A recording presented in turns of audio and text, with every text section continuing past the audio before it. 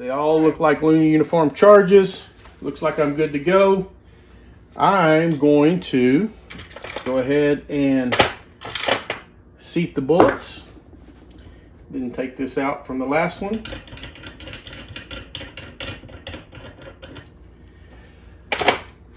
And what I'm going to do is this.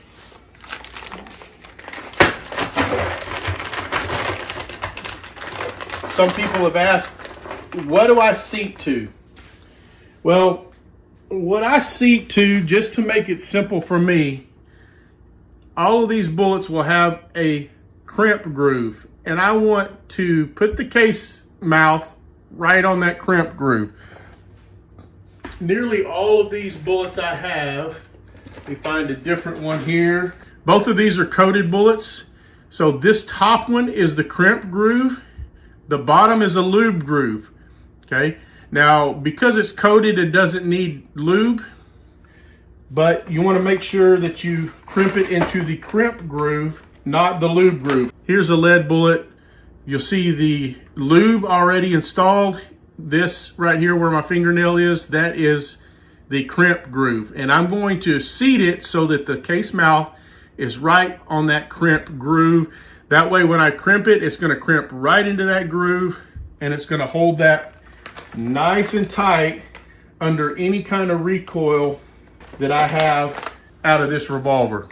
Not a huge deal in 38 Special, but when you get up to 357 Magnum loads, those bullets will move under recoil. So, with that being said, I'm going to set it down. I do not know if it's set correctly or not. So I am going to go ahead and back this off. Put a case in here. Set a bullet on here and just see where we end up. Okay, so my first shot right there, you'll see that I'm a little bit away from that crimp groove. Okay, so I'm going to go down. Clockwise, it goes down. And I'm going to seat it again. I still got a little bit more ways to go, so I'm going to go down a little bit more. And I'm going to look and see. I'm getting closer, a little bit more.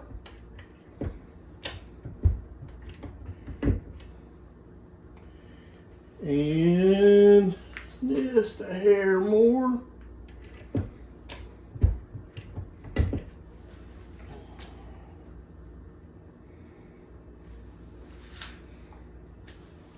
Just a hair more. All right, let's see what we got here.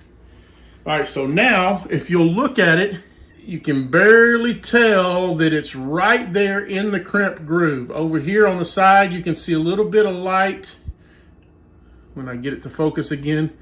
So when it crimps, it's going to crimp right into that groove there. So I'm just going to go down the row. These are pretty good bullets. I like these bullets. These are probably some of the most accurate lead bullets, coated bullets, poly-coated bullets that I've used. This is the Blue Bullet Company. They're not the lowest cost by any means, but from my experience, they are the most accurate. And if you don't really need the most accurate, which sometimes I'm not too concerned about accuracy, I just want to have fun. I'm up close shooting most of these revolvers anyway. Then I'll use a different one. I actually am also a big fan of Bayou bullets. The ones I get come in red. I think they also make them in gold color maybe. I don't recall. It's been a while since I've ordered some because when I order them, I order lots and lots at a time. As you can see, these blue bullets, I get a bunch at a time, and that's one bag, and I've got several other bags out in another closet where I store stuff. So when I get these, when I buy them, I normally buy them in massive bulk because it's cheaper that way. And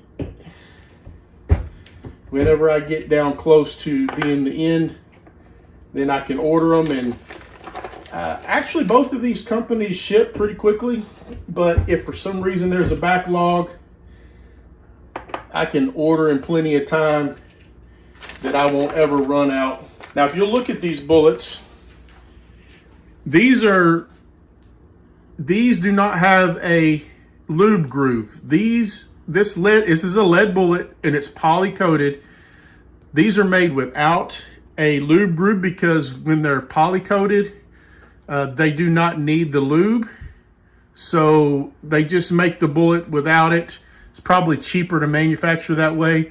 It may help with accuracy too. I don't know. I'm not an expert on how they make lead bullets, so I just know that for me, these shoot the best when it comes to accuracy wise, even though the other ones are not bad either.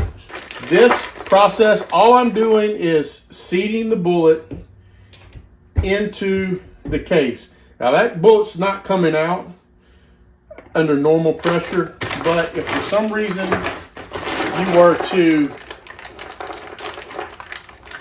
shoot it,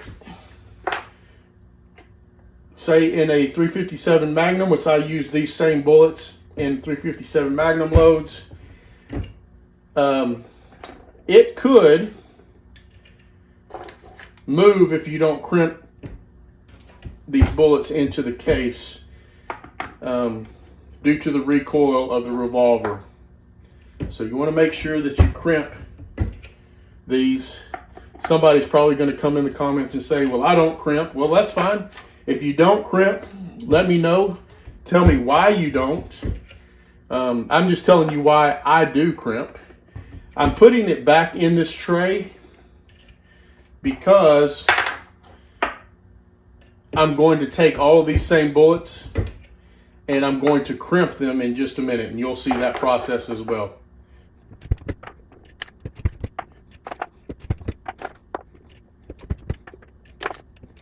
If you'll notice how easily these bullets are seating in here, it's because I belled the case mouth.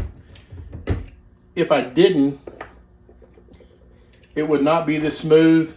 You would probably see shavings of lead or shavings of this blue polymer coming off in your die or on your case.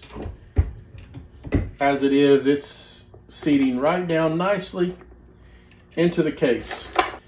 I'm going to start moving these over here a little bit because I have more cases that I need to put powder in, and I'm going to do that in just a minute when I get done putting bullets in all of these cases. That way I don't lose track of where I am and what I'm doing, because you definitely don't want to put too much powder in a case, and you definitely don't want to have a case that has no powder.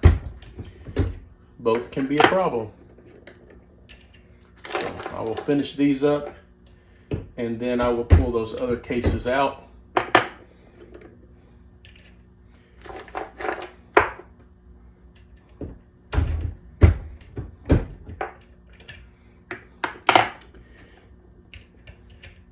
I have them here, so I'm going to just go ahead and load them. It doesn't make any sense for me to not.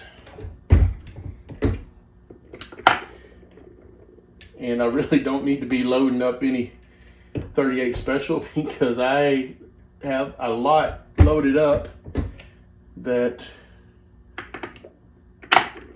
I have plenty to shoot for a long time. But I wanted to do this video, kind of a start to finish video, showing how I adjusted the dies. If you have more questions about how I adjusted the dies, what I was doing, please ask down below. This was a pretty quick process for the dies. There's really not a whole lot to it. 38 Special is one of the best rounds to start reloading on, and for that matter, it's a lot of fun to shoot. I really love shooting the 38 Special, especially out of a mid-size L-frame revolver, which is what I have. Not so much out of little lightweight carry revolvers, which I have those too, but all right, let's see how many cases I have left. I'm gonna flip this around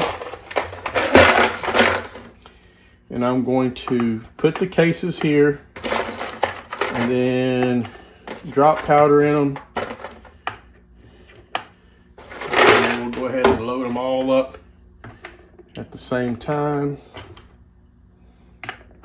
But I'm going to do this in a manner where I don't lose track of what I'm doing, because that would not be a good deal. All right, I believe that's all of those. So I got a few more cases there. I'm going to take my little dandy here and drop it over, down and up. And it is dropping. All right.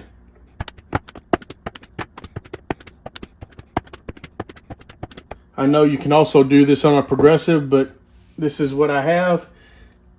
And this is the way I enjoy doing it. I'm just looking to make sure all the powder levels look the same. Good. Move some bullets out here if I can get to them. Comment down below. Tell me how you reload your 38 Special. Do you combine some of these steps?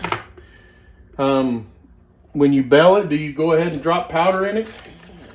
I know that you can do that. You can when you seat the bullet, you can also crimp it at the same time. I'm not doing that, obviously,